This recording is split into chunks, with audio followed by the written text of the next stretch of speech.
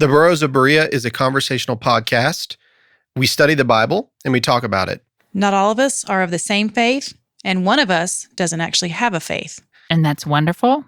We all love one another, and we're going to continue to talk about these things. The things we believe in and the things we believe about what we read in the Bible. Not all of these are necessarily true. Some of it is opinion and speculation. Thank you for listening and speculating with us. There you go. That was good. Yes. You are listening to the Burrows of Berea. Nody no, nody no, notes, nody no, notes from the underground. Well, welcome back to the Burrows of Berea. I am Rick Welch, and behind the glass is Rocket Man Andy Bishop. I don't know. I keep trying things. It's great. I'll get it one day. I love it.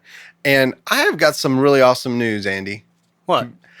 Tiziana Severse is in the studio, and she has agreed to stay on forever. Yeah, she's contractually, she can't leave this building. Until she We've got a births little her cot child. in the corner. No, we're bringing somebody in for that. Yeah, don't think we won't get a daycare involved. We can do it right here in the other room. No problem. No, I'm glad you're here, Tiziana. It's been a lot of fun.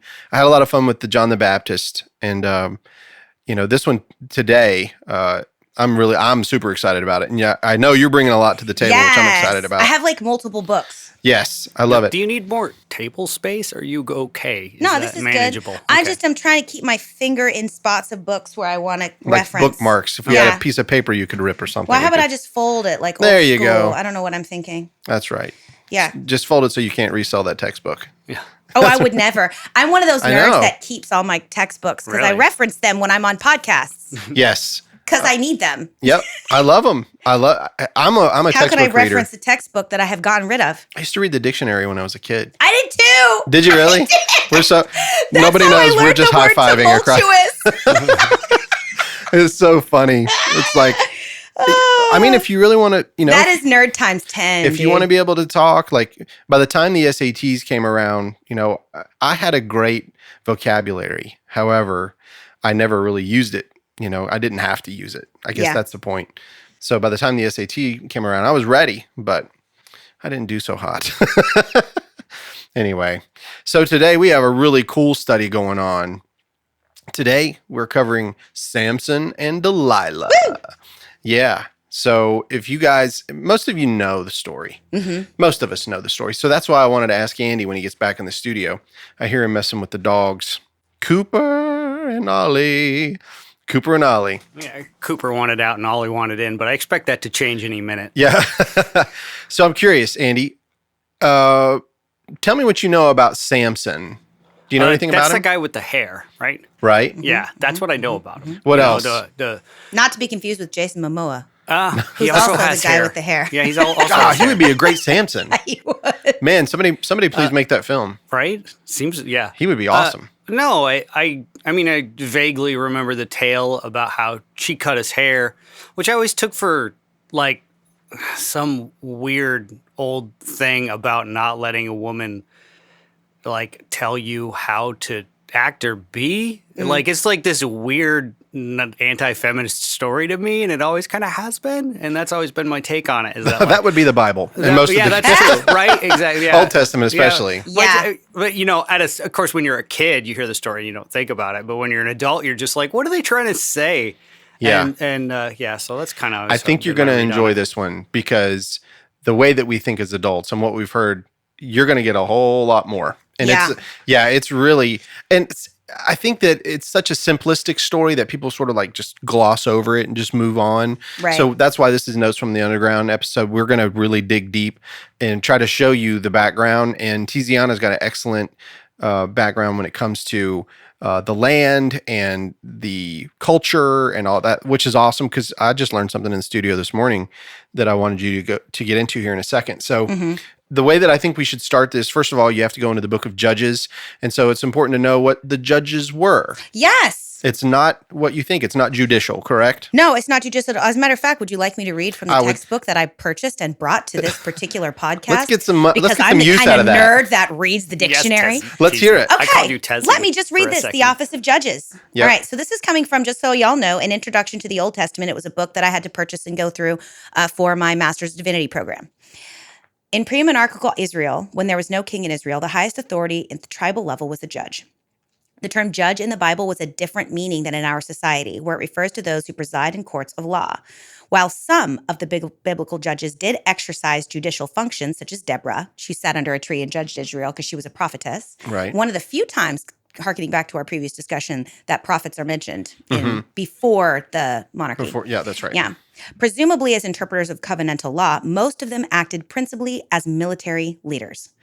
Although for the Deuteronomistic historians, they were leaders of Israel in its entirety, it is more likely that they were local or tribal leaders who took on military roles in specific crises, which is something we're going to talk about with Samson. That's right. The title judge is well attested throughout the ancient Semitic world from the 2nd millennium BCE onward. It is used of human rulers at Mari in northern Mesopotamia, in Moab, in Phoenicia, and in the Phoenician country of Carthage in North Africa. Oh, So wow. it's not relegated to the Israelite community, which we have to remember, they were not isolated from their neighbors. They intermingled with their neighbors. So there was a lot of cultural overflow and a lot of what we would call in sociology cultural cross-pollination. Right. And so when we are trying to kind of also piece together the history of Israel, it's helpful to look at what we have archaeologically of other nearby cultures because they help us understand each other. Anyway. Sure. No. So, but that's awesome because as a judge, Samson is a judge. So he wasn't, it's not court. This is a deliverer or a military leader, somebody that's going to step up. And when you read this book, in all of the book of Judges, that's what it's about. It's about these specific leaders that rose up at specific times. In specific locations. And delivered Yeah. the Israelites from whatever it might be. Exactly. Yeah. So that's the background. And in this particular case, by this point in the book of Judges, I think, what does it start? Judges 13. So you've already heard a lot of these similar stories that are, what does it always, it always says something you're going to see as a theme in this book is, and the Israelites did evil in the sight of the Lord. Like that. It's a cycle. It's a cyclical. It's almost like how they constructed the narrative on purpose. It's like Once Upon a Time. Yeah. It's part of Exactly. how they kept track, how they signaled, how they, it's like a literary device. I never thought of it. You're exactly right. That's exactly right. So that theme, they have this consistency where they are the chosen people of God, and this is after Moses. This is after Joshua takes over from Moses. And then from that point on, like in the previous episode that Tiziana said, God didn't want a king. He wanted judges. That was the point. He wanted to be their king. He wanted to be their God. And so this is that place. This is pre-kingdom after Joshua, and they get the promised land. And what's really unfortunate, and what I wish we had more of and we don't, is what did it look like during the periods of peace? What did that look like exactly? Because there's these periods of time, so Joshua dies, and there's peace for a good while because there's a whole generation that remembers what God did, bringing them out of bring them out of the desert. And then, Caleb is in that first chapter right after Joshua, and it goes into Judges. It's about Caleb and Caleb's son. Yes, Othniel, I think is the first. Yeah, he's one of the first. He's Othniel's like the one of the first judge. Yeah, literally the first judge. So that's the carryover right there. Yeah. Caleb and Joshua, if you don't know the story, they were the only two of the original generation of Israelites that wanted to go take the promised land. And so they were only ones allowed to. And they were the only ones that lived, that got into the promised land after the fact. It's pretty crazy. But isn't that interesting? Israel, like all of the stories, all of the big stories we have in Judges start with, and then Israel started sucking. Yeah.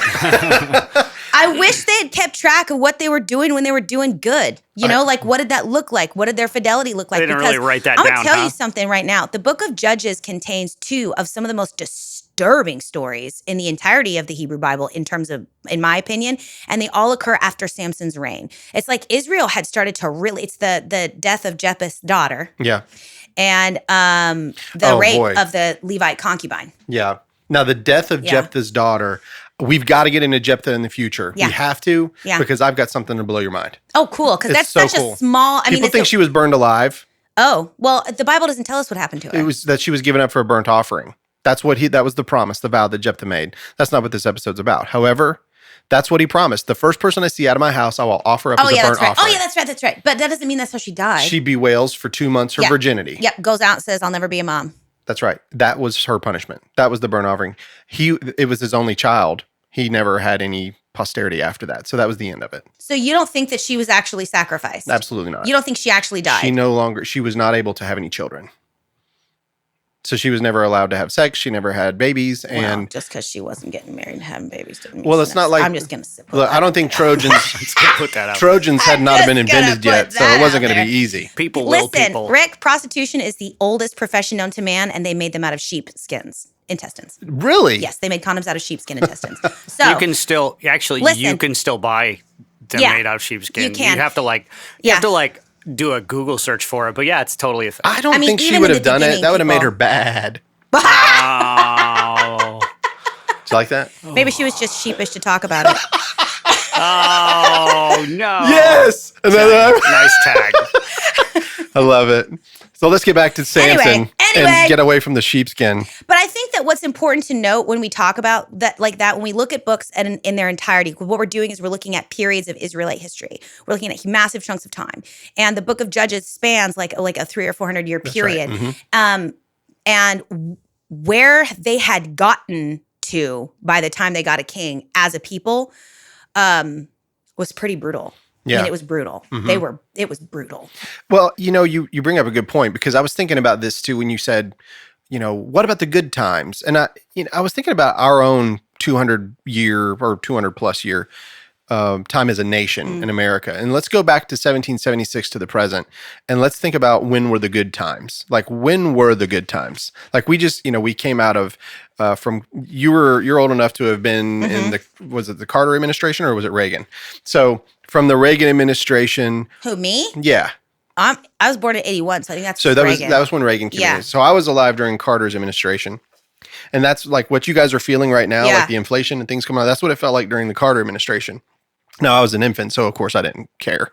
But look at every administration and look at all of the things that the American people have went through throughout history. Please tell me when you thought it was the good times. When was it the good times? Yeah, right. That's because there aren't any true good times, because humans. Yeah, you conveniently forget what was bad, and you kind of hold up what was good for your people. And to coin an Andyism, life be like that. Life be like that. Right. And so that's pretty much the way I see it. So the Bible is, to me, it's nothing more than just a reporting of what it was like in ancient times and how similar it is even to our time. There's never really any good times necessarily.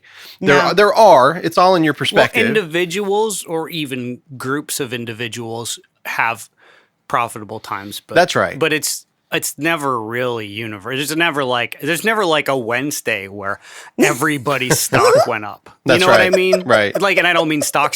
I just mean There's always somebody who was getting the shaft. yeah, and a lot of them, as a matter of Yeah. fact. That's right. Yeah. They're just. I think what people tend to reflect on as the good times. A, they see them incorrectly, and B, they were generally the good times for like white males. Sure. In the U.S. That's So it's kinda- important to remember, based on this study, when we're getting into Samson and Delilah, that the time frame here, it's that these are the chosen people of God. This is a religious story.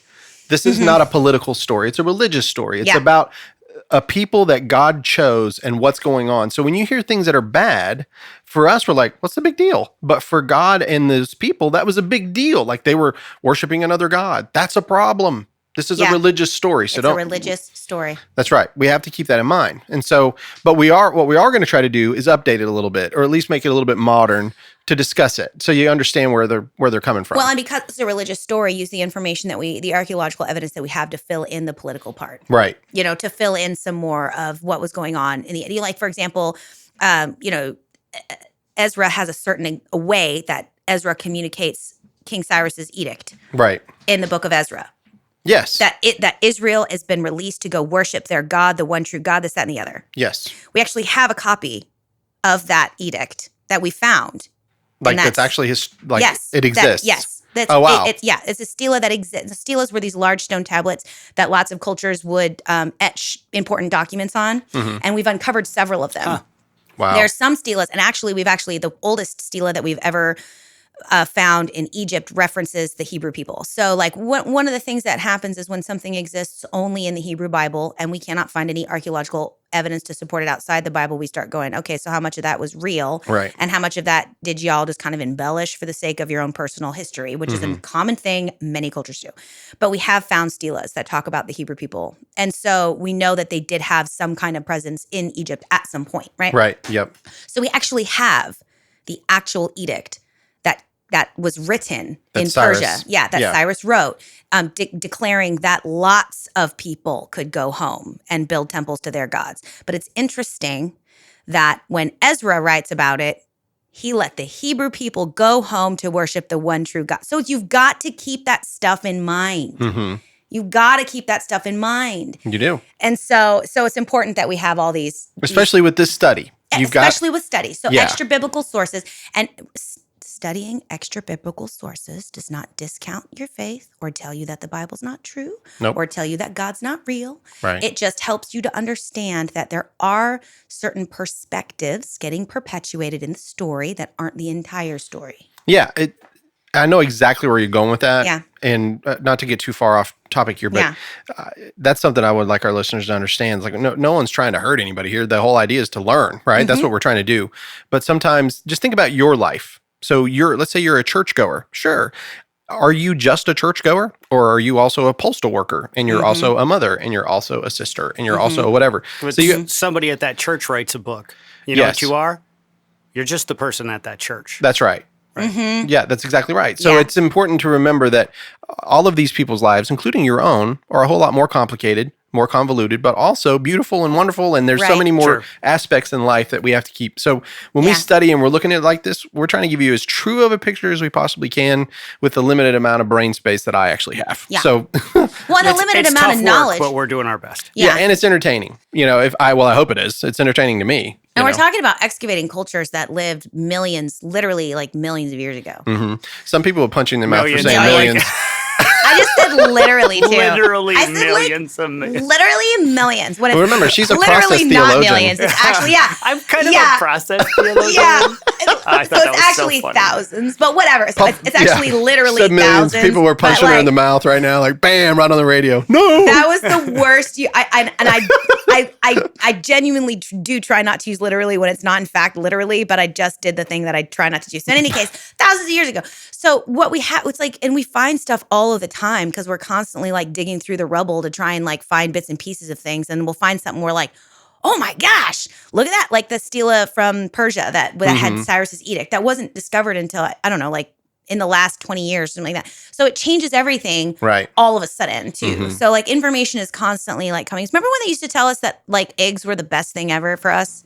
Remember that song? Eggs in the middle of the day, anytime, anywhere. Was that Schoolhouse anyway. Rock or what? No, it was just some random commercial. Advertisement, yeah. But they told us that eggs were like the best thing ever. And then The they're people like, wait, advertising no. eggs were like, man, these are good for you. Yeah, eat them all the time. That was it. That was like the whole thing, right? There wasn't even like a brand of eggs. And It was just like eggs, good, period. good cholesterol, bad cholesterol. But then there was, like, eggs bad- have been at all. Right. And then it goes back. Same with orange juice. Orange juice is so good for you. It's so healthy. Blah, blah, blah. Oh, there's so much sugar in it. Don't drink it. You're going to die of cancer. Now we're like, oh, it's orange juice. It's pretty good for you. Just drink a little bit. So our information changes as information changes. Yeah, and in every one of those cases that you just said, I promise you that the egg commercials were brought by the chicken farmers and by those that process. That's I bet right. you that the orange juice was brought on by the orange growers in Florida and California. Yeah. Because they're trying to move product. People with Sure. an agenda.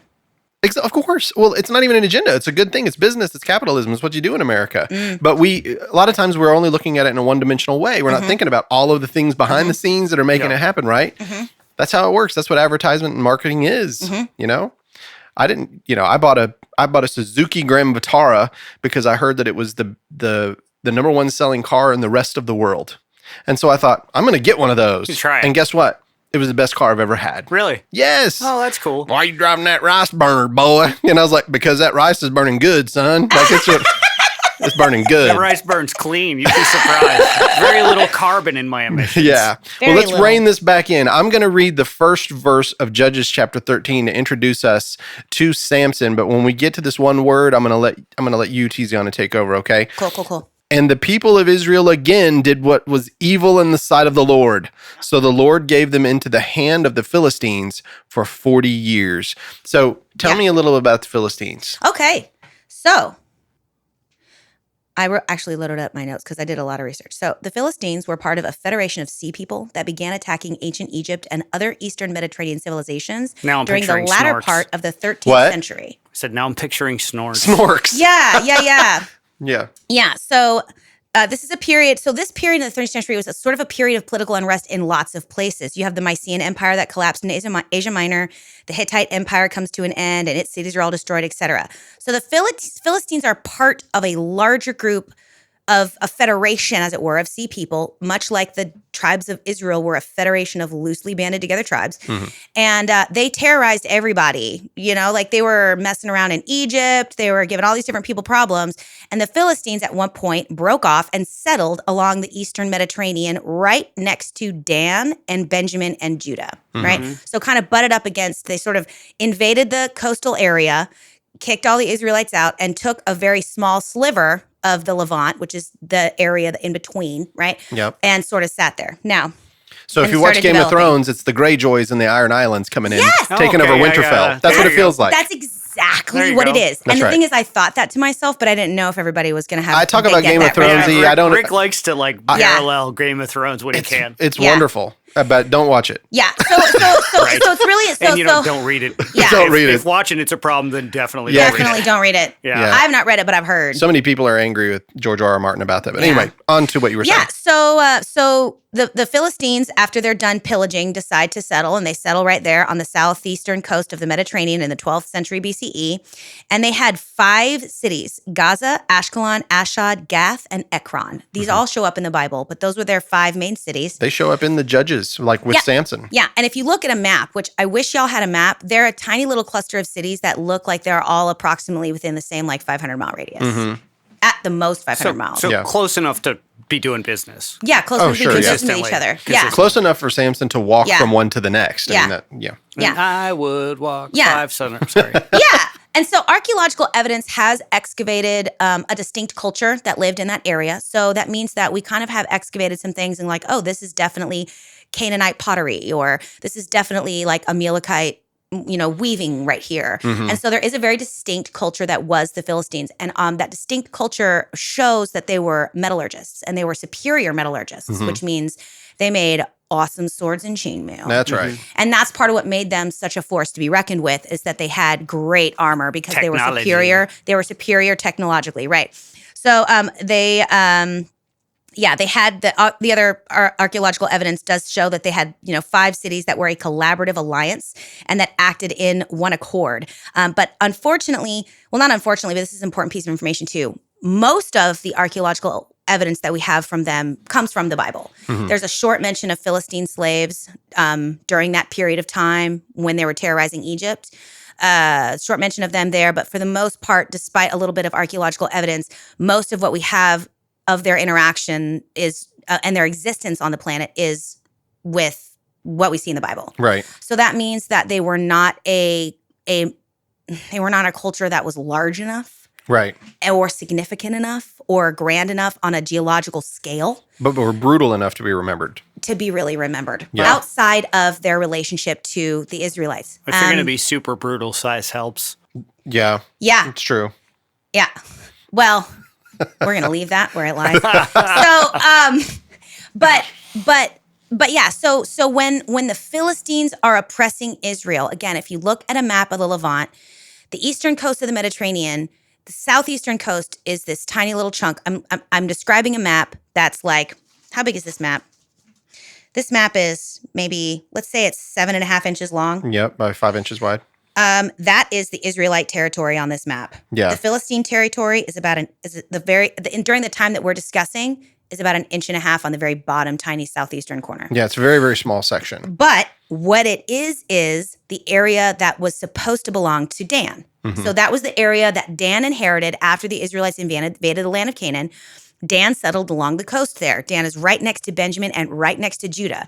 And you have to remember, most of the information that we have written down in the Bible came from scholars and prophets in schools during the monarchy that was writing this stuff down. Where was the temple located? Right in Judah. Yep. Yep. So the people that were writing the story of Israel, which was giant, were talking about the Philistines from a place of very personal, interpersonal conflict. Okay? Right. So it's kind of like if the story of America was written by people who lived in New York versus people that lived in LA. Mm-hmm. Yeah, that's good. So what they were experiencing of the Philistines felt like a lot of oppression because Philistines were butting up against their specific land. But all throughout the book of Judges and later on, you hear these certain things. For example, in Judges, you have, what is his name? Ehud? Yeah, Ehud. Ehud with the left hand that stabs the dude in the stomach. That's right. So let's see. The reason he was there was because he was quote unquote paying tribute. He was bringing tribute to the king of, what was it? It was either the Amalekites or the Amorites. Yeah, it's one of the two. One of the two. He was a fat king. A fat dude. And Now he buried the hilt into his stomach. I want to say this. So I don't know if you guys know this, but left-handed. Yeah. That's where we get our word sinister from. Oh, really? This is Sinistra is the left, and then the right-handed is where we get our word dexterous from. So dextra and sinistra. That's what the words left and right hand. Oh, interesting. So if you ever hear of ambidextrous, that means they're double right-handed. Oh, that means they can use their left The hand. left hand as is their the right same as the hand. right. So left Oh, wow. was bad, right was good. However, the judge that God raised up was left-handed. Was left-handed, so he was able to sneak into the king's chamber with a knife. But what was he doing? He was bringing him tribute. Paying fealty. Right, that's right. So in the ancient Near East, there were these contracts called suzerain treaties. Mm-hmm. And they existed between larger nations and smaller nations. So a larger nation was going to come in and was going to like overthrow and take over and whatever. So now we're in charge. We've captured you, but we don't actually want to be in charge of you, but we want you to pay us tribute. That's right. So that's what was going on, right? And so the bigger nations could do that. There's no record of the Philistines doing that. No. So the Philistines weren't significant enough of a culture in order to do that. Right. They didn't have that capability. So then that teaches me that the oppression that we're talking about, remember, it's a religious story. Yes. They're oppressing their faith. They're oppressing their relationship with God. That's what it's about. So it's not like they just made them slaves. Now, it is important to note that when they come into the land like this is also, now, this isn't the first time we've heard of the Philistines. They're mentioned in Genesis. I think the name of the man was Philistim. It's in the genealogy, is Philistim. And then you hear about him again in Exodus. But then in the Judges, this is when they really invade and they get a spot. Like they've got this carved out spot that they have inside of Israel, And remember, the giant Goliath, he was a Philistine who lived in Gath. Yeah. It's one of the 5 cities that we're describing here. So this is when he, his family and all of these people, the giants, the Nephilim that we talked about, these giants that come in, they're part of this Philistine group. So I've seen beds from Civil War, and that makes me wonder if a giant in 3,000 years ago could have been like 5'4". Yeah, good point. I have a little map here that has a little thing. I'm gonna just Philistia during this period of time. Yeah.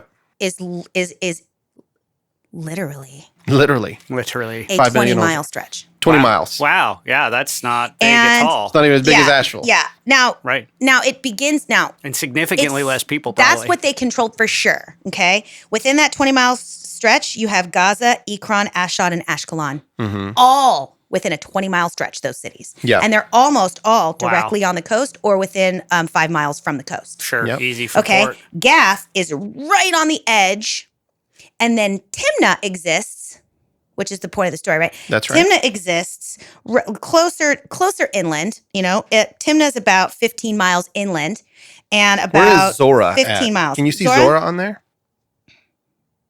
No, but I know that this, it's I know it's sort of located near Judah. Yeah, that's on the border of Dan and Judah. Right, which is where Samson's father's from. Yeah. So but if you look at this map, I can see where Judah is in relationship to Timnah. It's about 40 miles from Timnah. Yeah. Judah was. And I'll so take a Zorah's picture on of the that. border of Dan. Yeah, if it's on the border. And what I'm using for the map down here is a bottom thing that has this is how much 20 miles is. And I've just measured it with my pinky and my index finger, and I'm kind of just doing that's where my mileage is coming from. Yeah, if Very Andy, if you scientific. will, Two pinkies. if Andy It's will two take a pinkies, picture, yeah. we'll put it on the website. Yeah, Yeah, so and you then can they take can a go look and at it take a look because it's at really it. helpful.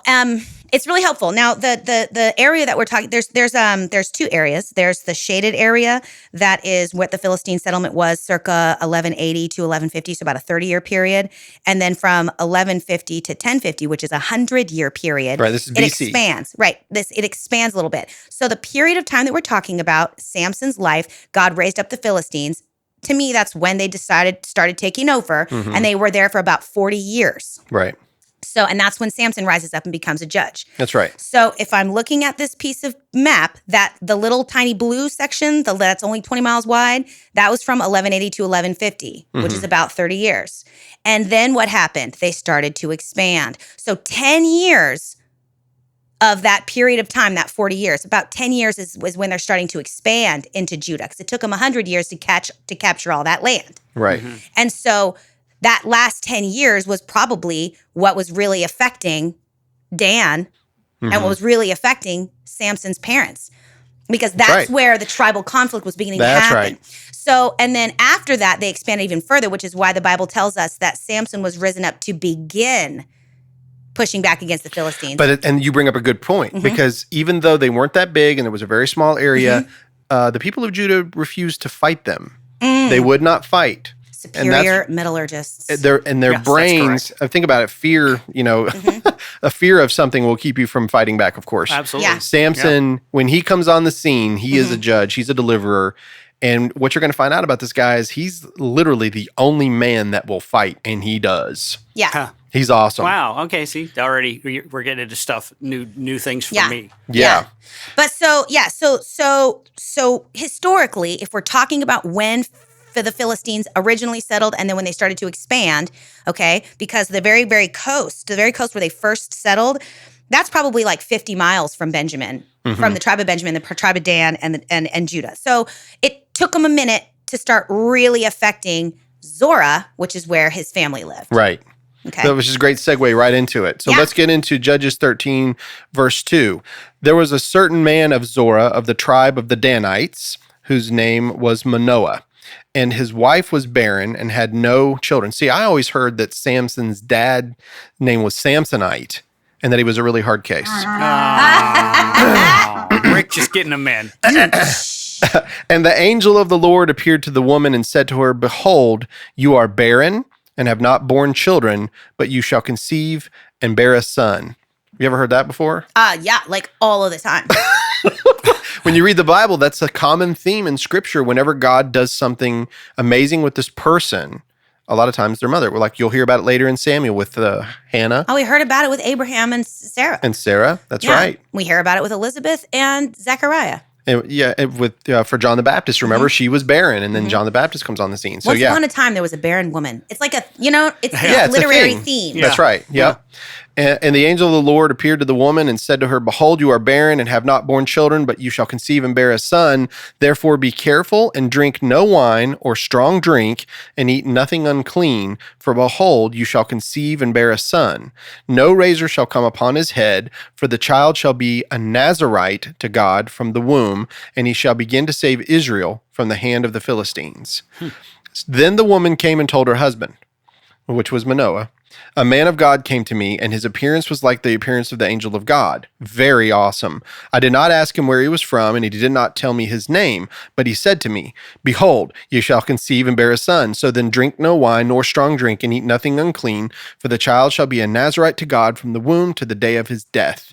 So she's basically repeating exactly what the angel of the Lord said. She did great. Then let's hear how Samson's dad responds. Then Manoah prayed to the Lord and said, O Lord, please let the man of God whom you sent come again to us and teach us what we are to do with the child who will be born. Can I pause you right there? You sure can. What he prayed was, come tell me, because you told her, but you didn't tell me, and I want to know, how Yes. come you didn't tell me? I want to know, how come you didn't tell me? Me. You're going to find out that even though his name wasn't that, Manoah's a pretty hard case. Manoah. He's thick-headed, you know. And like a chicken with his head cut off. Feminist read real quick. Sure. Yeah. When a woman did not have a son in ancient times, period, that's a devastating. Oh, I had that thought when like you shall bear a son. I was like, oh, so nice of them, a son. Yeah. Not a daughter. You know? Unfortunately, because a son is strong and can till a field and can protect. Sure. Men married women when the men were old and the women were young. Men died first. And women in their elderly years were incredibly vulnerable to famine and poverty and destruction unless they had a son. Because daughters went off to their husbands' houses. Yeah. And so this theme of God appearing to barren women and giving them a son is the theme of God's ultimate desire to love, protect, and rescue. And he chooses the unique social position of women To who nurture don't have it. sons to describe his incredible love and compassion. Because to look down on a woman who doesn't have a son, God's saying, I see your future is bleak and I love you and I want to care for you. It is a uniquely feminine experience. So when she sees the angel of the interesting. Lord, that's a terrifying thing. She's in Many terror. heads, maybe knives. Who knows? Right, whatever it might be. However, the news that he's bringing her is something that she is going to be absolutely elated about. Yeah, sure. Like this is great Yeah. great news for her and for her husband, but especially for her, right? And God does it when he's raising up a deliverer. Right. When God is raising up somebody and so the female, the woman, is an example of God's rescuing grace. And so God's care and concern over, and that's one of the reasons why you see so many prescriptions and rules regarding widows and orphans. God's loving care extends to the most marginalized in their societies. And he uses the rescue of those marginalized people as an allegory for his ultimate loving care and concern for all of his creation. Yeah, it's great. So we have to remember that in You're our right. current culture. It's wild that I've never really thought about. Like, you hear about the plight of a widow in the context of historical stories and stuff, but I've never really thought about it. You know what I mean? You're just like, Or I a don't know. motherless child. That you think a little bit more, or I have, but the plight of a widow, Right. 4,000 years ago. Like, you think it's hard, but you know, in my head, it's like I don't have the context, so it's just like it's hard. Like, it's hard now, but no, it's not. It's different hard, and that's funny. That's just never occurred to me. And it still is hard. I mean, when you look at the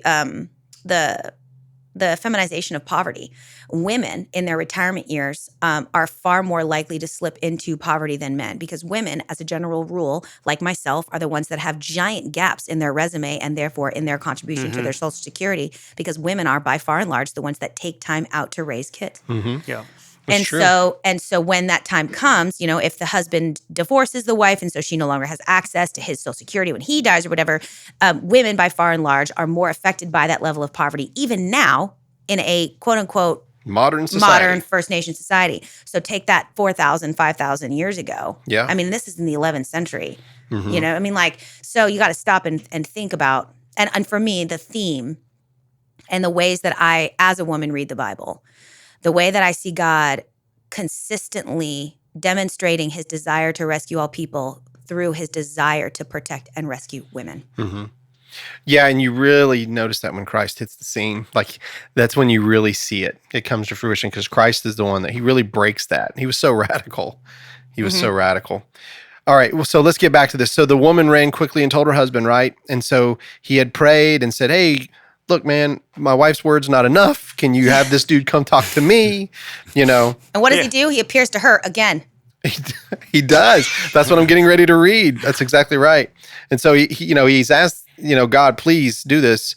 And it says that then Manoah prayed. Let's start there again. Then Manoah prayed to the Lord and said, "Oh Lord, please let the man of God whom you sent come again to us and teach us what we are to do with the child who will be born." And God listened to the voice of Manoah, and the angel of God came again to the woman as she sat in the field. So That's God heard great. the voice of Manoah, but yeah, there you go. But Manoah, her husband, was not with her. So the woman ran quickly and told her husband, "Behold, the man who came to me the other day has appeared to me." And Manoah arose and went after his wife and came to the We're man. buds now. Yeah. And came and said to him, "Are you the man who spoke to this woman?" And he said, "I am." Now, I am. Yeah, I am. Did you catch it? I did. I am. That is the name of God. That's the name that Moses tells him. He says, "I'm going to go save your people from the Pharaoh. Who should I tell him? What's your name? What's your name, God?" And he's like, "Tell him that I am has sent you." So it's very interesting that the angel of the Lord uses those words, and there's a reason why. And Manoah said, "Now when your words come true, what is to be the child's manner of life, and what is his mission?"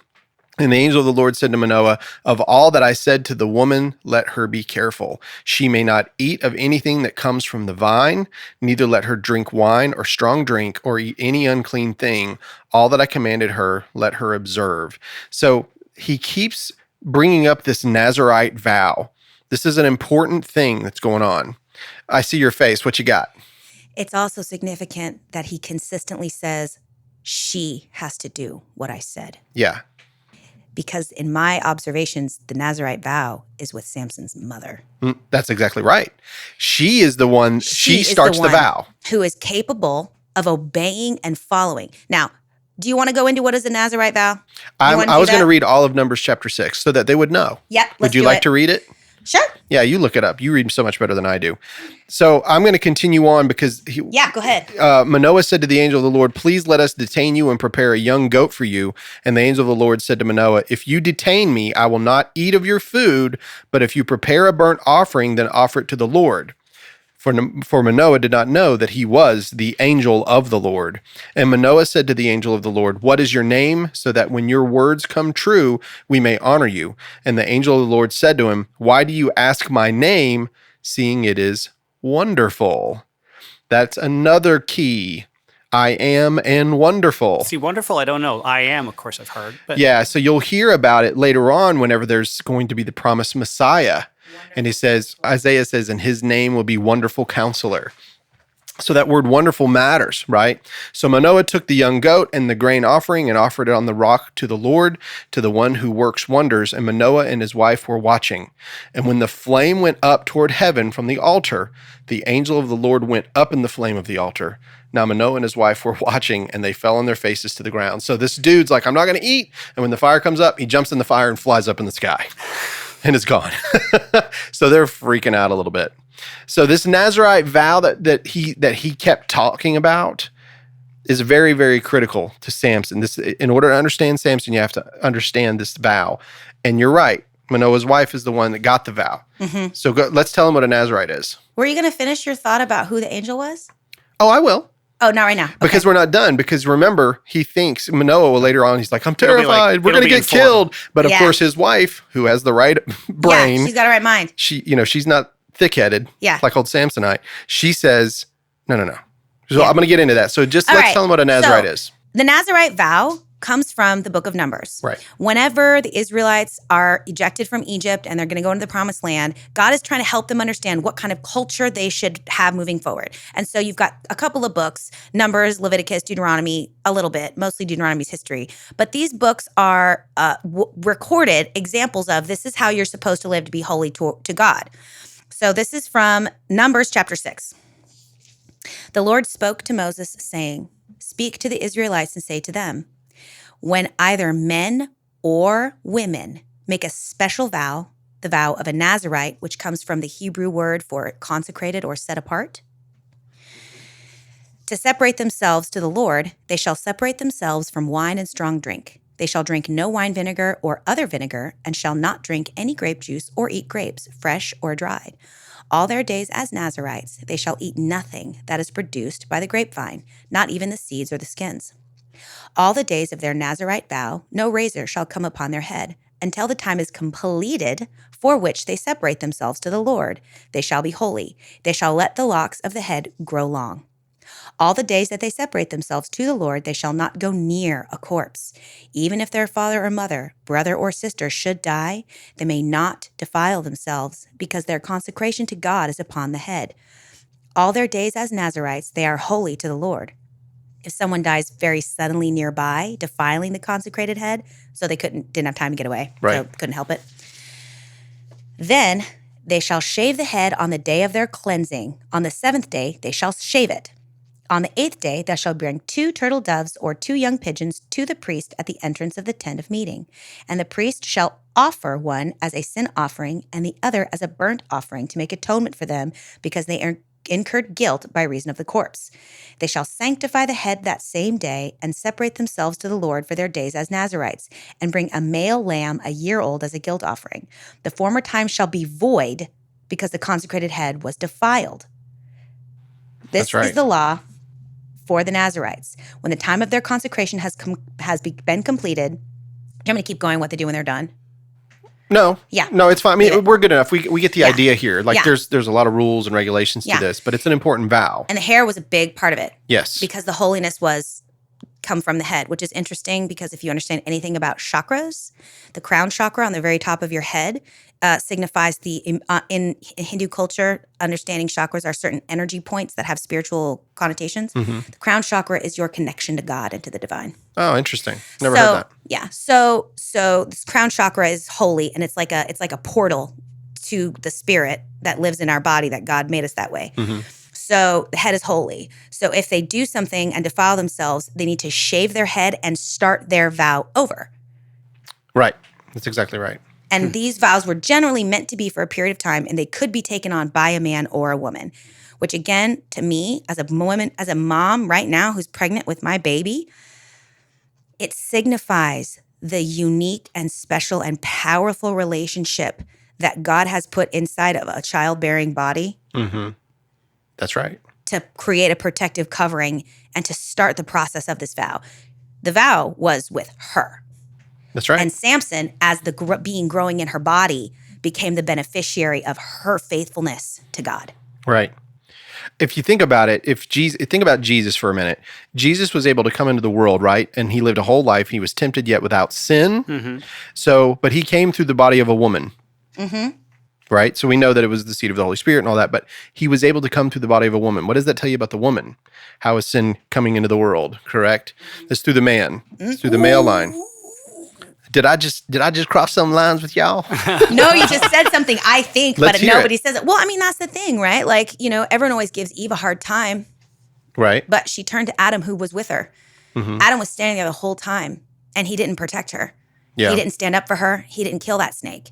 He said, oh, I'm going to let her go in front of me, and I'm going to watch, see what bad thing happens to her. And I've had that very same thought. And I was thinking, one thing I want to tell everybody, when you think that the world is 6,000, 7,000, 8,000 years old, whatever you want to do, that's fine. Think whatever you want, because you take the time of Adam being 900 and something years. However, Adam was eating of the tree of life, which means that he was eternal, and the garden was eternal, and God was eternal, and he walked with Adam.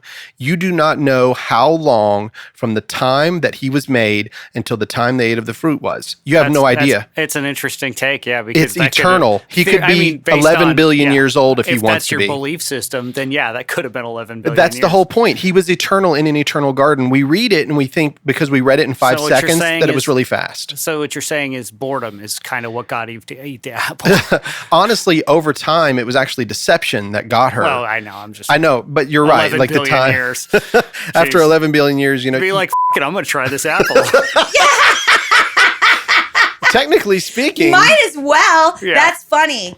And who knows how many times they talked about it before that moment happened? Oh, you I'm think that's sure. the first No, time of that course Eve not. stumbled That's upon the one, tree? It's the one thing they're not allowed to touch. There's no way they didn't talk about that. Yeah. No. No way they didn't talk about that. And she'd get annoyed with Adam, and she'd be like, I tell you what, you do that again, I'll go eat that goddamn apple. You watch me. Have you ever been there with like you older know what's funny? siblings or younger? He just said goddamned apple. He did. And that's true. Yes, literally. It's the tree of the knowledge of good and evil. Exactly what it was. Yeah. Good job. That's exactly what it was. So, but like, have you ever been there like with a bunch of siblings? Like, so I grew up in a household of 9 kids. No, wow. Can't even And imagine. I'm young and I'm also like me. And so I was always like attempting to prove myself or whatever in the room. And so, you see something nasty on the ground. You're like, who's going to touch it? You touch it. No, you touch it. You touch it. I was always the one trying to prove myself that would do it. You know what I mean? Like, Yeah. Poke so-and-so. Like, I remember, this is awful, but when my granddad died. And my mom was a hairdresser. And so she prepared his body in this very loving way. It was the first time I ever saw a dead body. Everyone's like, you're going to touch it? You touch it. No, you touch it. Right? I did. You broke your Nazarite vow. I did. But I mean, the thing is it's like Adam was sitting there going, touch it. You touch it. You know what I Yeah. mean? He was sitting right there. I And then think Adam was directly disobeying. Thank you. And when God comes into the garden, who's he Yep. looking for? Right. Adam. That's right. God knew what they did, but who'd he go after? Mhm. Adam. And then Adam's like, oh, you gave it to the woman. It's her fault. She's so feminist. I am I love it. such a feminist. But just hear me out on this. Hear me out on this. So, and we do need to get back to Samson, but this is good. This is good. Eve was deceived. We know the Bible says that she was deceived because of what Satan told her would be. You will not surely die. And the only reason he doesn't want you to eat is because he knows you'll be like him. Well, it just so happens that God says, now they're like us, knowing both good and evil. So what Satan says wasn't a lie. It was a lie as far as surely die, because the spiritual death was enough to separate them from God. We understand that. Their bodies lived on. However, their eyes were open. And it's like I said, we don't know how long this took. right. Just because she ate of the fruit doesn't mean that Adam ate right away. In fact, I don't think he did right away. I think that her eyes were opened, but his weren't. And there is a time whenever their relationship, remember, the only thing that God made that was bad, that was not good, was that Adam was alone. So now they're separated because of her eyes being opened. And now he is what he is and she is what she is. And he knows I can't be like her unless. So I'm going to directly disobey God because of my loneliness and my fear and my anxieties and all the things that I've got going on because of this change in our relationship. He directly disobeys in order to get to her. Interesting. Very romantic, but very bad for society. Yeah. That's a really interesting read. I like that. Anyway. And this is why it's important to hear both the feminine and masculine perspectives. You know what I'm saying? 'Cause, Sure. that's why it's important, because that actually balances out my opinion in a way that's really lovely. Thank you. Yeah, it's good. You know, and by the time you get to I'm Paul, like, Adam's such a jerk. But that makes me feel better. but when you get to Paul, you know, and Paul's like, oh, because the woman was deceived. It sounds bad, but you can't go there. You've got to give it the whole flavor and open it up, because Paul wasn't being mean to women at all. He wasn't being, by calling them the weaker vessel. We know that the women are a weaker vessel physically in most cases. I'm sorry. In the ancient time, maybe not with modern pronouns today or modern understanding of gender, but back then it was understood in their gender that most women weren't going to go out and work as hard as a man could. They didn't have the testosterone in order to do so, right? They didn't have the strength, but they were strong in their own ways. Possibly also the nutrition. I'm sure. I mean, it's who knows? Like, we could go down this path forever. But anyway, let's bring it back. So now, after you've understood the Nazirite vow, which Tiziana broke when she touched her dead grandpa. Yeah. But Big time. I also shaved my head when I was 23, though, so it started over. Oh, yeah, I remember. Hey! Man, We haven't known each other a long time, huh? Long time. That's Yeah, wild. Almost 20 years, yeah. Wow. Now, if you think about this Nazirite vow, you understand that he doesn't need the grape. He can't eat a grape. This boy is not going to be able to eat a grape. No, the mother doesn't either, but no grape, no wine, no vinegar. Cannot touch a dead corpse. Like, all of these You things. can't cut your hair. And you can't cut your hair. All of these things that are in that vow are things that are going to matter later on when you start understanding who Samson is and what's going down. Okay. So if you think that the power was in the hair, the power's not in the hair. The power's in the vow. The power's in the spirit, not in the hair. And what's the hair is a interesting- representation of it. And the That makes power sense. is in the vow. It is in a God that does not go back on his word no matter what humanity does.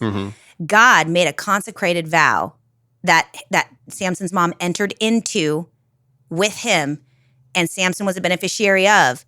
And no matter what, God was going to honor his half of the story. Do you know? Because that's how God works. He's constantly making covenants with Israel and then honoring it, Sure. no matter Yeah. what Israel did. That's good. Well, we're going to have several parts of this. So let's end part one right here. I'm going to read the last little bit of this. So after it says that Manoah and his wife were watching and they fell on their faces to the ground, verse 21 of chapter 13 says, the angel of the Lord appeared no more to Manoah and to his wife. Then Manoah knew that he was the angel of the Lord. And Manoah said to his wife, we shall surely die, for we have seen God. That's an interesting thing for Manoah to say. But his wife said to him, if the Lord had meant to kill us, he would not have accepted a burnt offering and a grain offering at our hands, or shown us all these things, or now announced to us such things as these. And the woman bore a son and called his name Shimshon. That's how you actually pronounce it. Oh. But it's Samson. That's how we read it in English. And the young man grew, and the Lord blessed him. And the Spirit of the Lord began to stir him in Manana Dan, between Zorah and Eshtaol. So this woman, she keeps her head, man. Like, Samson is successful because his mom is awesome. She is. She keeps her head. Imagine just seeing somebody like like apparate into the sky, straight up into heaven, and the dad's like, we're gonna die. It was God, and she's like, I don't cool. think so. Yeah, it's cool, dog. It's cool. It's all good, bro. That's really good. So the angel of the Lord, because he says the words I am, that sort of triggers your mind. And because he says, why do you want to know my name? For it is wonderful. The reason why it matters is because throughout the Old Testament or the Hebrew Bible, I hate to say Old Testament. I say Hebrew Bible. The Tanakh. Yeah. So from the Hebrew Bible, you're going to hear of the angel of the Lord many times. Do you remember we saw the angel of the Lord acted as a Satan? Yeah. Do you remember that in that study? A Hasatan. Well, this angel of the Lord, every time he comes on the scene, you're pretty much looking at the pre-incarnate Christ. That's who he is. Huh. Am I wrong? Okay. Wonderful counselor. I am. And was he an angel? Angel is an interesting word. Angel simply means messenger. Right. And this one looked like a man, but he was terrifying. I don't know if he was terrifying to look at or if the fact that this dude just like suddenly appears, whoop, hello, you're barren and God's going to give you a son. That you don't see that very much. It'd be like an alien landing like right in front of you at your yard, right? Yeah. Maybe. I assume terrifying in appearance just because that's how it comes off many other places in the Bible. So They always say fear not. I mean, yeah. So this particular angel of the Lord, although when you get into Hebrews, in the book of Hebrews, he says that the son was not an angel, that he, you know what I mean? Like, so I don't see, like, the angel of the Lord is a unique thing. I don't think it's the same as other angels or archangels or anything. This is a unique thing, a messenger of the Lord. She thought it was a prophet. She thought it was a dude. Right. So he looked like a dude. No, so maybe he Just a regular old dude. Right. Maybe he was normcore. But she was afraid. She was afraid, but he looked like a dude. Right. You know what I mean? It wasn't like Yeah, she wasn't with, afraid because he had the multiple three arms. heads Yeah. and like looked like a wheel within a wheel Okay. and all right. that. Right. No, okay. Yeah. If that's what it says, then there you go. Well, let's end part one right here with a joke. We're going to do a part two. Yeah, we have to. So here it is.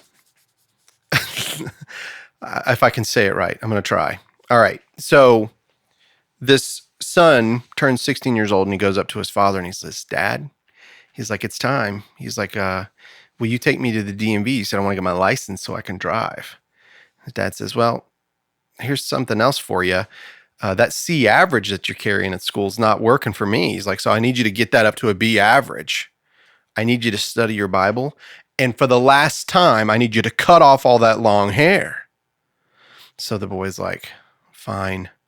So he goes away. A couple months, he comes back and he's like, Dad, I've got my average up to a B and I have read the entire Bible. I want to get my license. He was like, well, that's great. He said, I'm glad to hear about the grades. I'm glad that you've read the Bible. You still haven't cut the hair. And he said, well, Dad, here's why.